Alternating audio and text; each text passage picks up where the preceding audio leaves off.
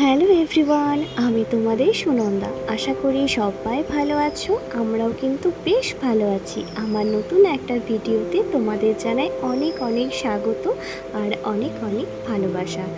সকাল সকাল কিন্তু ঘুম থেকে উঠেই ফ্রেশ হয়ে রেডি হয়ে গিয়েছি। এবার আমরা কালিম্পং ছেড়ে বেরিয়ে পড়ব। কালিম্পংয়ের এই শ্যামলবনটা কিন্তু আমাদের ভীষণ ভালো লেগেছে। এই শ্যামলবনের তিব্বেতিয়ান ভ্যালি হোমস্টে ছেড়ে আমরা এবার বেরিয়ে পড়লাম আমাদের নতুন গন্তব্যে। সেই গন্তব্যটা ছিল কিন্তু ওয়েস্ট সিকিমের পেলিংয়ে। এবার কয়েকটা দিন কিন্তু আমরা কাটাবো পেলিংয়ে। প্রথম দিন আবহাওয়া একদমই খারাপ ছিল, কিন্তু পরের দিন সকালবেলায় উঠেই কিন্তু আমরা ঝলমলে রোদ পেয়ে গিয়েছিলাম। আর সুন্দর নীল আকাশ, পেঁজা তুলোর মতো মেঘ ভেসে যাওয়া দেখতে দেখতেই তিস্তা নদী পার করে আমরা চলেছি পেলিংয়ের উদ্দেশ্যে। আমরা যেহেতু ঘুরতে ভীষণ ভালোবাসি, আমি এবং আমার বাড়ির বেশিরভাগ সদস্যই, তাই ছুটি ছাটা পেলেই বা সুযোগ সুবিধা পেলে কিন্তু আমরা বেরিয়ে পড়ি হাওয়া বদলে। সেটা কাছেই হোক কিংবা দূরে।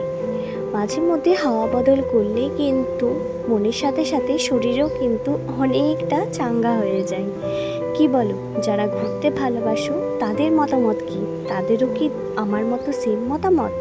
আর কারা কারা পেলিং গিয়েছো, পেলিংয়ের কি অভিজ্ঞতা আমার সাথেও কিন্তু তোমরা শেয়ার করো।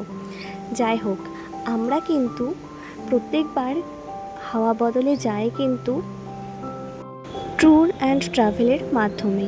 তাই ওই হোটেল খোঁজো বা গাড়ি ঠিক করো বা কোন দিক দিয়ে কী যাবো, ওই সব হ্যাপা কিন্তু আমাদের থাকে না। তাই যে কটা দিন আমরা ছুটি কাটাতে বেরাই, সেই কটা দিন কিন্তু আমরা রিল্যাক্সেই ছুটিটা কাটাই। পাহাড়ের এই সবুজ প্রাকৃতিক পরিবেশই কিন্তু সবার মন সবথেকে বেশি আকৃষ্ট করে। আর তার সাথেও কিন্তু মন আকৃষ্ট করে আর একটা জিনিসই, কী বলো তো সেটা?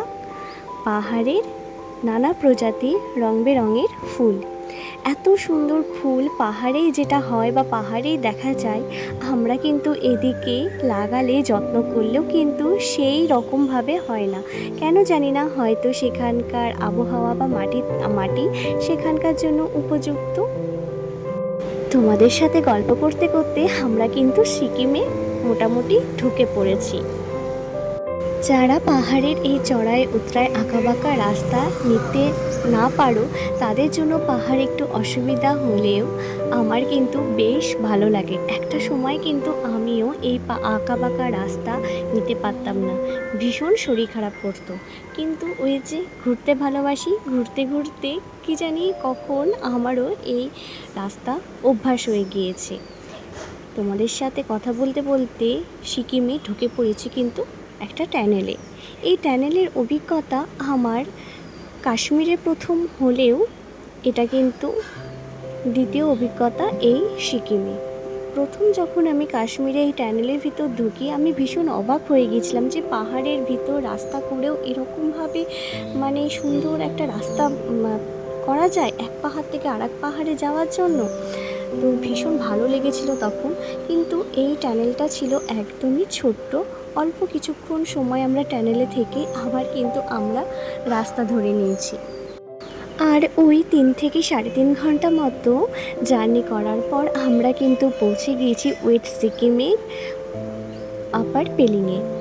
তো পেলিংয়ে ঢোকার সাথে সাথে আমাদের যে হোটেলটা নেওয়া হয়েছিল, সেই হোটেলের গা লাগোয়ায় এই ফুলগুলো ছিল, যা দেখে কিন্তু ভীষণ ভালো লাগছিল যে এত সুন্দর রং বেরঙের ফুল। আপার পেলিংয়ের ওল্ড হেলিপ্যাড গ্রাউন্ডের পাশে হোটেল সোদিজাং রিট্রিট নামে আমাদের এই হোটেলটাই বুক করা হয়েছিল। আর এই হোটেলের এই রুমটাই ছিল সবথেকে লাক্সারি রুম, যেটা তারা আমাদের জন্যই দিয়েছিল। মানে হোটেলেও যে এত সুন্দর এত বড় একটা খোলামেলা রুম পাওয়া যায় সেটা ভাবাই যায় না। তো যাই হোক, এই ছিল রুমের ভিতরটা। বাদবাকি রুম আমি তোমাদের সাথে তো শেয়ার করতে পারবো না, কারণ সব রুমই বুক করা। তো আর এটা ছিল আমাদের রুম, সাথে ছিল কিন্তু অ্যাটাচ বাথরুম, ছোট্ট একটা ব্যালকনি। আর এই যে সুন্দর পরিপাটি করে সুন্দর করে গুছিয়ে আমাদেরকে এই রুমটাই দিয়েছিল। এই রুমে কিন্তু আমরা 2 দিন কাটিয়েছিলাম। আর এই যে জানলা সরালেই কিন্তু দেখা মিলবে কাঞ্চনজঙ্ঘার। কিন্তু সেদিনকে ওয়েদারটা একদমই ভালো ছিল না, ঘোলা ছিল বলে আমরা যেহেতু দুপুরবেলায় পৌঁছিয়েছি, তাই কাঞ্চনজঙ্ঘার দেখা কিন্তু তখন আমরা পাইনি। যাই হোক, প্রচণ্ড খিদে পেয়ে গেছে অনেকটা জার্নি করার পর। তো আমরা সবাই চলে এসেছি এই যে ডাইনিং এরিয়াতে। এটা ছিল ওই হোটেলটার ডাইনিং এরিয়া।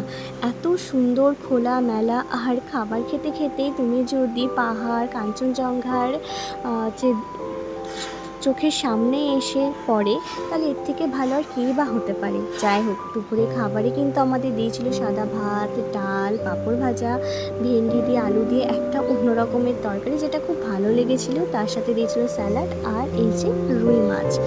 খাবার দাবার কিন্তু ভীষণ ফ্রেশ ছিল, আর খুব যত্ন সহকারে সেখানকার স্টাফরা কিন্তু আমাদের সব কিছুই দিয়েছে, যেটা আমাদের খুব ভালো লেগেছিল। তো গল্প করতে করতে খাওয়া দাওয়া কমপ্লিট করে আর ওই যে কাঞ্চনজঙ্ঘার একটুখানি দেখা পেয়েই কিন্তু আমাদের এই দিনটা আজ এখানেই শেষ হলো। তো সবাই ভালো থেকো, সুস্থ থেকো। আর আমার এই ভিডিওটা কেমন লাগলো অবশ্যই সেটা কিন্তু জানিও। আর এর পরের পার্ট নিয়ে আসছি কিন্তু পরের ভিডিওতে। তো ততক্ষণের জন্য টাটা।